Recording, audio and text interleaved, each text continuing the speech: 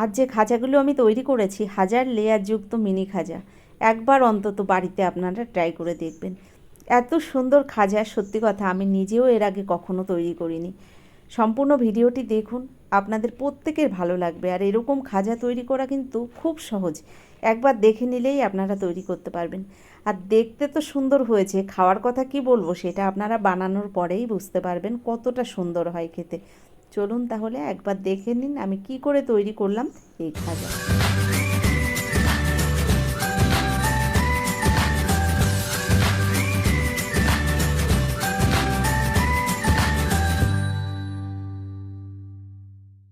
আজ যে খাজাগুলো তৈরি করব তার জন্য আমি এখানে একটা কাপ মেপে 2 কাপ পরিমাণে ময়দা নিয়েছি। দেখুন এখানে ময়দাটা একটা বোলের মধ্যে দিয়ে দিলাম, স্বাদ মতো দিয়ে দিলাম একদম অল্প পরিমাণে একটু লবণ। লবণটা দেওয়ার পরে এবার এর মধ্যে দিয়ে দেব আমি ঘি। তো এখানে 4 চামচ ঘি দিয়ে দিচ্ছি। ময়ামটা কিন্তু আমি ঘি দিয়েই দিয়েছি, আর ঘি দিয়েই আপনারাও দেওয়ার চেষ্টা করবেন, তাহলে কিন্তু খাজাগুলো খেতে দারুণ হবে। দেখুন এখানে 4 চামচ ঘি দিয়ে দিলাম, আর ঘি দেওয়ার পরে এবার ভালো করে আমি হাত দিয়ে মেখে ময়ামটা দিয়ে নেব। নমস্কার বন্ধুরা, কেমন আছেন সবাই? নিশ্চয়ই সবাই ভালো আছেন, আমিও ভালো আছি। টিয়ার রান্নাঘর থেকে আমি তন্দ্রা আজ নিয়ে এলাম 1000 লেয়ারযুক্ত মিনি খাজার একটা রেসিপি। ইউটিউবে প্রথমবারই আমি তৈরি করলাম এরকম ধরনের একটা রেসিপি। সম্পূর্ণ ভিডিওটি দেখার অনুরোধ রইল, আশা করছি আপনাদের প্রত্যেকের ভালো লাগবে। দেখুন এখানে ময়ামটা সুন্দর করে মেখে নিয়েছি, আর আপনারা নিশ্চয়ই দেখে বুঝতে পাচ্ছেন হাত দিয়ে দলা পাকালে একদম মুঠোর মধ্যেই ময়দাটা চলে আসছে, মুঠো পাকিয়ে যাচ্ছে। এবার আমি অল্প অল্প জল দিয়ে ময়দাটাকে সুন্দর করে মেখে নেব। দেখুন এখানে ময়দাটা আমি সুন্দর করে মেখে নিয়েছি। ময়দাটা খুব একটা নরমও মাখিনি, খুব একটা শক্তও মাখিনি, আপনাদের দেখাবো আমি কেমন মেখেছি। এবার দেখুন একটা বোলের মধ্যে আমি দিয়ে দিলাম 2 চামচ ময়দা, সঙ্গে দিয়ে দিলাম একটু সাদা তেল। ময়দার গোলাটাকে সুন্দর করে এভাবে আমি গুলে নিচ্ছি। তো এখানে দেখুন যে ময়দা আর তেল দিয়ে আমি যে গোলাটা গুলেছি, দেখতে কিন্তু ঠিক ক্রিমের মতোই লাগছে। গোলাটা রেডি হয়ে গেছে। এবার আপনাদের দেখাবো যে ময়দাটা আমি মেখে নিয়েছি। দেখুন ময়দাটা কত সুন্দর সফট হয়ে গেছে, আর দেখে নিশ্চয়ই বুঝতে পাচ্ছেন কেমন মেখেছি। খুব একটা নরমও নয়, খুব একটা শক্তও নয়। আমরা যেমন রুটি তৈরি করি ঠিক তেমনভাবেই আমি ময়দাটাকেও মেখে নিয়েছি। এবার ছোট ছোট লেচি কেটে নিয়েছি। এখানে আমি লুচির থেকে একটু সামান্য বড় সাইজের লেচিগুলো কেটেছি। তো এখানে 12টা মতো লেচি হয়েছে। এবার আমি একটা বেলুন চাকির উপরে রেখে একটা সুন্দর রুটি তৈরি করে নেব। ঠিক লুচির সাইজে আমি রুটিটা বানিয়ে নেব। দেখুন এখানে ওপর দিয়ে আমি একটু ময়দা দিয়ে এভাবে কিন্তু রুটিটাকে তৈরি করে নিচ্ছি। আর সাইজটা দেখে বুঝতে পাচ্ছেন ঠিক আমি লুচির সাইজেই তৈরি করেছি রুটিটা। রুটিটা এখানে তৈরি হয়ে গেছে। তো একটা রুটি এখানে আমি তৈরি করে নিয়েছি, এভাবেই আমি বাকি রুটিগুলো তৈরি করে নেব। তো আপনাদের সুবিধার জন্য আমি আরও একটা রুটি আপনাদের তৈরি করে দেখাচ্ছি। দেখুন আরও একটা লেচি এখানে নিয়ে নিলাম। ওপর দিয়ে একটু ময়দা দিয়ে আমরা ঠিক যেমন রুটি তৈরি করি, এটা তো সবাই আমরা জানি কি করে আমরা রুটি তৈরি করি। তো সেম সেইভাবেই আমি এখানেও একটা রুটি তৈরি করে নিচ্ছি। তবে রুটির সাইজটাও বললাম লুচির সাইজে। এক এক করে আমি এখানে সব রুটিগুলো তৈরি করে নিয়েছি। এবার আপনাদের দেখাবো আমি কি করে এই খাজাগুলো তৈরি করেছি। দেখুন এখানে একটা রুটি নিয়েছি, তারপর ময়দা আর তেলের যে মিশ্রণটা আমি রেডি করে রেখেছিলাম, এই ময়দা আর তেলের মিশ্রণটা রুটির উপরে এভাবে সুন্দর করে মাখিয়ে দিলাম। মাখিয়ে দেওয়ার পরে আরও একটা রুটি এর উপরে কিন্তু আমি চাপা দিয়ে দেব। দেখুন এর উপরে এবার আমি আরও একটা রুটি এভাবে চাপা দিয়ে দিচ্ছি। সেম একইভাবে আমি এর উপরে আবার ময়দা আর তেলের মিশ্রণটা দিয়ে দেব, তারপরে আবারও একটা রুটি চাপা দিয়ে দেব। এভাবে আমি প্রত্যেকটা রুটি এই ময়দা আর তেলের মিশ্রণটা দেব, আর একটা করে রুটি এর উপরে দিয়ে দেব। তো দেখে নিন আমি কি করে তৈরি করছি। তো এভাবে আমি সবগুলোই এক এক করে এখানে দিয়ে দিলাম। 12টা রুটি আমি এখানে কিন্তু এক এক করে দিয়ে দিয়েছি। এবার হাত দিয়ে এভাবে একটু আস্তে আস্তে চেপে চেপে রুটিটাকে বড় বানিয়ে নিচ্ছি। দেখুন এবার আমি উপর দিয়ে একটু ময়দা ছড়িয়ে দিয়ে রুটিটাকে সুন্দর করে বেলে নিচ্ছি। আর কত বড় একটা রুটি তৈরি হয়ে যাচ্ছে, নিশ্চয়ই আপনারা দেখে বুঝতে পাচ্ছেন। একদম গোল একটা বড় রুটি আমি এখানে তৈরি করে নিয়েছি। দেখুন এখানে রুটিটাকে বেলে আমি অনেক বড় একটা রুটি বানিয়ে নিয়েছি, ঠিক চাকির সমান আমি একটা রুটি এখানে কিন্তু তৈরি করে নিয়েছি। এবার আপনাদের দেখাবো আমি কি করে খাজাগুলো তৈরি করলাম। একটা ছুরি নিয়েছি, আর ছুরি দিয়ে দেখুন এই রুটিটার সাইডের অংশগুলো এভাবে কেটে দিচ্ছি। তো এগুলো আমি ফেলে দেব না, রেখে দেব, পরে অন্যভাবেই আমি এগুলোকে আবার তৈরি করব।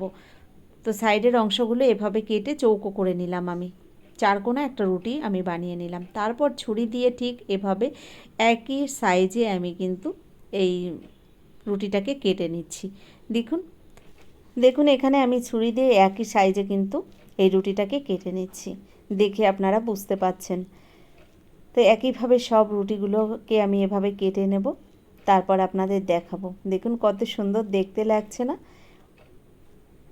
তো লম্বা লম্বা করে আমি এই দাগগুলো দিয়ে নিলাম ছুরি দিয়ে। এবার আমি কিন্তু অপর দিক থেকে এভাবে এবার দাগ দেবো, চৌকো চৌকো শেপে আমি প্রথম কেটে নিচ্ছি। দেখে নিশ্চয়ই আপনারা বুঝে গেছেন। এটা বোঝার থেকে দেখে নেওয়াটাই খুব ভালো, কারণ দেখলে আপনাদের সুবিধা হবে। দেখুন এভাবেই আমি চৌকো চৌকো শেপে পুরো লেচিগুলোকে কেটে নিলাম। একদম সহজ। দেখুন একটা কোণা আর একটা কোণার সঙ্গে এভাবে আমি একটু চেপে লাগিয়ে দিলাম, ডিজাইনটা তৈরি হয়ে গেল। বুঝতে পারছেন নিশ্চয়ই? দেখুন কত সহজ একটা ডিজাইন, কিন্তু এটা তৈরি করার পরে আপনারা বুঝতে পারবেন কীরকম দেখতে হয়েছে। বন্ধুরা খুব সহজ একটা রেসিপি, দেখুন কত সহজে আমি এখানে সব তৈরি করে নিয়েছি। তো খাজাগুলো এখানে সব বানিয়ে নিয়েছি।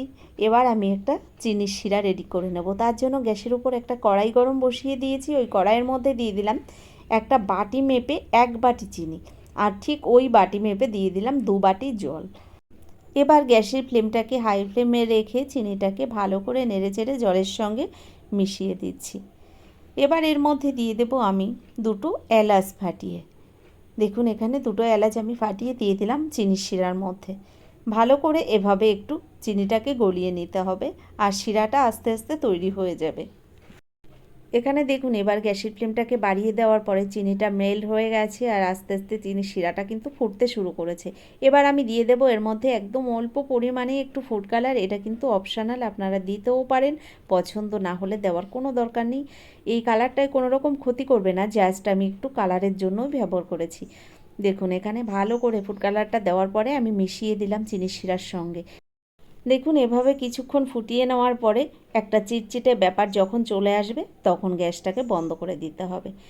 তো এখানে আমার চিনির শিরাটা রেডি হয়ে গেছে, গ্যাসটাকে আমি বন্ধ করে দিয়ে নামিয়ে নিলাম।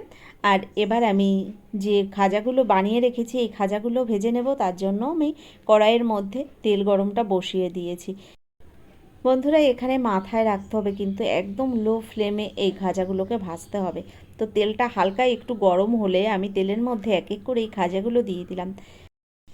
বন্ধুরা এখানে গ্যাসের ফ্লেমটাকে একদম লো ফ্লেমে রেখে আস্তে আস্তে টাইম ধরেই খাজাগুলো ভেজে নিতে হবে। আর দেখতেই পারবেন আস্তে আস্তে খাজাগুলো ফুলে উঠবে আর লেয়ারগুলো ওপর দিয়ে বোঝা যাবে তখন। দেখুন এভাবে আমি তেলের মধ্যে খাজাগুলো দিয়ে দিলাম, আর এভাবে হালকা আঁচে আমি কিন্তু ভেজে নিচ্ছি। বন্ধুরা খাজা মানে খাস্তা একটা ব্যাপার থাকে। তো আমরা যদি হাই ফ্লেমে এই খাজাগুলো ভেজে নিই তাহলে কিন্তু ওপরটা পুড়ে যাবে আর ভেতরটা নরম থেকে যাবে। তাই গ্যাসের ফ্লেমটাকে একদম লো ফ্লেমে রেখে কিছুটা টাইম ধরে এই খাজাগুলো ভেজে নিতে হবে, তাহলে ভেতরটা একদম খাস্তা একটা ব্যাপার চলে আসবে। আপনারা নিশ্চয়ই এবার দেখে বুঝতে পারছেন কতটা ফুলে উঠেছে, আর লেয়ারগুলো কিন্তু ঠিক পাট পাট বেরিয়ে গেছে। এখানে বোঝা যাচ্ছে, আপনারা খেয়াল করলে বুঝতে পারবেন লেয়ারগুলো এত সুন্দর লাগছে দেখতে। তো একইভাবে আমি এই খাজাগুলো সুন্দর করে ভেজে তারপর নামিয়ে নেব। তো বন্ধুরা আস্তে আস্তে দেখুন এখানে খাজাগুলো প্রায় ভাজা হয়ে গেছে, আর নিশ্চয়ই আপনারা এবার দেখে বুঝতে পারছেন লেয়ারগুলো কিন্তু পুরো উপর দিয়ে আলাদা আলাদা হয়ে গেছে।